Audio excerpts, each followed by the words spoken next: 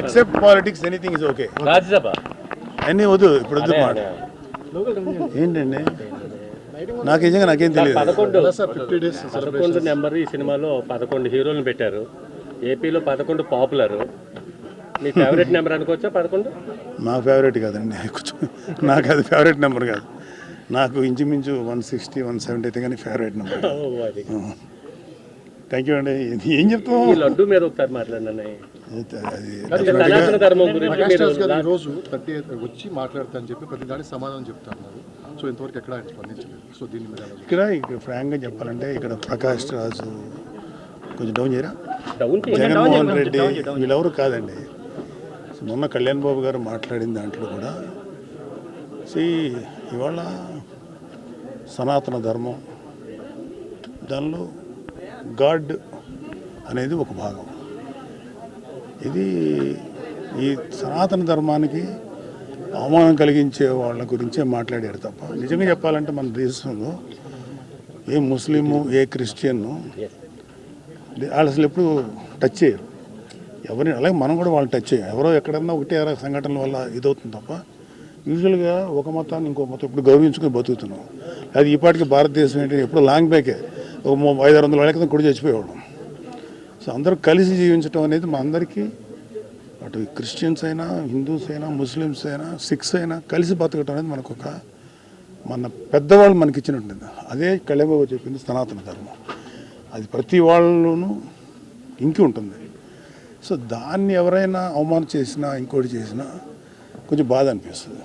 So laddu అనేది ఒక చిన్న అంటే ఒక నిండిపోయినటువంటి ఈ నిర్లక్ష్యం చేయబడినటువంటి హైందవానికి హిందూ మతానికి ఆ లడ్డు అనేది క్లైమాక్స్ లాంటిది.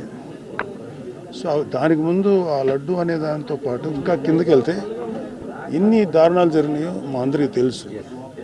సో నేను కూడా అప్పుడు మోడీ గారు వచ్చినప్పుడు మేము మాట్లాడిన కలికిరి సభలో అప్పుడు much before elections Hindu temples కానీ ధార్మిక మండళ్ళు కానీ ఏదైనా సరే should be ruled by Hindus only.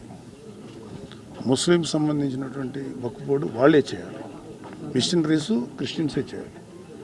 కానీ మనకేంటంటే బికాజ్ ఆఫ్ గవర్నమెంట్ ఎవరైతే అధికారులు ఉన్నారో వాళ్ళు చేసేటువంటి నిర్ణయాల వల్ల కోట్లాది మంది హిందువులు అఫెండ్ అవుతున్నారు. అదే కళ్యాణ్ బాబు గారి బాధ. సో దాని మీద ఆయన వెలుగొచ్చారు. ఇక్కడ ప్రకాష్ రాజా జగన్మోహన్ రెడ్డి కాదు, it's a question of pseudo secularist.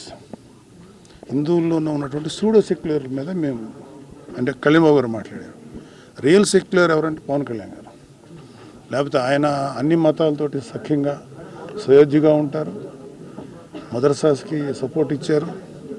Vizag Christian మిషనరీకి సంబంధించినటువంటి ల్యాండ్ విషయంలో పోరాడారు. హిందూ ధర్మాన్ని గురించి పోరాడారు. సో ఆయన ఎవడైనా ఇట్లాంటి వాళ్ళు ఎవరన్నా ఈ కైండ్ ఆఫ్ పీపుల్ చేస్తే వీ డోంట్ కేర్. అది కాదు, మాకు కావాల్సింది ద రిలీజన్ అండ్ ధర్మం ప్రొటెక్ట్ కావాలని అంతే, అంతకంటే జనరల్ ఎలక్షన్స్ మా ఎలక్షన్స్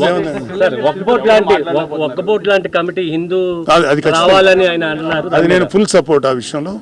హిందూ ధర్మ రక్షణ మండలి ఉండాలని చెప్పి కళ్యాణ్ బాబు గారు అడిగినది చాలా కరెక్ట్ అయిన విషయం, ఖచ్చితంగా ఉండాల్సిందే. తదుపరి చర్యలు ఎలా ఉంటాయి ప్రభుత్వం? Law will take its own course. చట్టం దాని పని తాను చేసుకుపోతుంది. ఎవరు తప్పు చేశారో వాళ్ళందరూ బయటకు వస్తారు. సో ఈవెన్చువల్గా దానికి తగ్గ శిక్ష పడుతుంది. డిక్లరేషన్ మీద జగన్మోహన్ రెడ్డి ఏం డిక్లరేషన్ మీద? డిక్లరేషన్ ఇవ్వాలి. దేవుడి మీద నమ్మకం ఉందని సంతకం పెట్టి వెళ్ళాలి. అలా ప్రతి చోట మక్కాలో కూడా మీకు ఎంత ఆనందంగా ఉందండి. నేను ఏదో మాట్లాడాలి కదా, చాలా పర్సన్ మాకు దొరికారు. మేము తప్పేం లేదండి. ఇప్పుడు ఎవరి మతానికి తగ్గట్టు వాళ్ళని ఫాలో అవుట్. ఇప్పుడు నేను చర్చికి వెళ్ళాను ఎలక్షన్ టైంలో. నాకు అక్కడ జీసస్ క్రైస్ట్ని ప్రార్థించినప్పుడు నేను కూడా ప్రార్థించాను కదా. అలాగే నేను మసీద్కి వెళ్ళాను ఎలక్షన్స్. వాళ్ళతో పాటు పెట్టుకున్నాం, వాళ్ళు ఫాలో అయ్యాం. పెట్టుకోమని వాళ్ళు ఒకళ్ళు ఉంటారు, వాళ్ళే వాటెవర్ వాళ్ళ ఆచారం ప్రకారం నేను ఫాలో అయ్యాను.